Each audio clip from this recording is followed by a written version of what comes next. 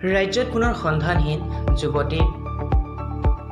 এইবাৰ খেৰণীৰ পৰা সন্ধানহীন 23 বছৰীয়া যুৱতী।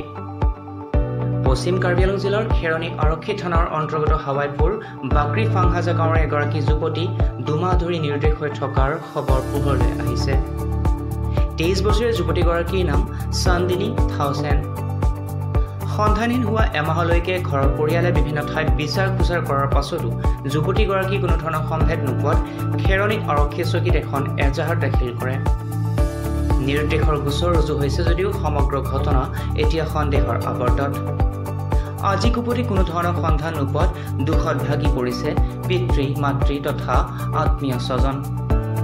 নিৰুপায় হৈ সংবাদ মাধ্যমৰ কাষ চাপে পৰিয়ালৰ লোক। যদি কোনো সদাশয় ব্যক্তিয়ে যুৱতীগৰাকী কোনো সম্ভেদ পায় তেন্তে স্ক্ৰীণত দিয়া নম্বৰ দুটাত যোগাযোগ কৰিবলৈ আহ্বান জনায় পৰিয়ালৰ লোকে।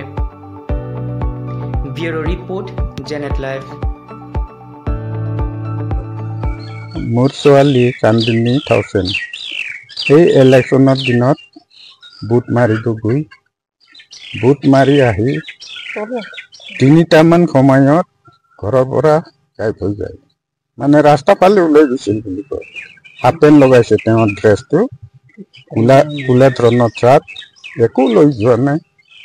বিচাৰি বিচাৰি আমি তদন্ত কৰি পোৱা নাই।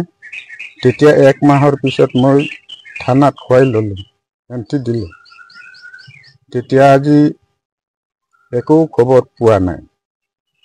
ঘৰত চিন্তা কৰি যে আপোনালোকৰ ওচৰত মিডিয়াৰ ওচৰত আমি সহায় বিচাৰিলোঁ। যে ক'ৰবাত কোনোবাই যদি পায় বা দেখে তেতিয়া মানে তেওঁৰ লগত যাওক বা নাযাওক। কাৰ লগত গৈছে এইটো মই ক'ব নোৱাৰোঁ, বা অকলে ক'ৰবাত গৈছে নেকি, বা কোনোবা ল'ৰাৰ লগত গৈছে নেকি। খালি মই জাননীটো পালে, ঠিকনাটো পালে মোৰ অলপ সন্তুষ্ট হ'লে হয়।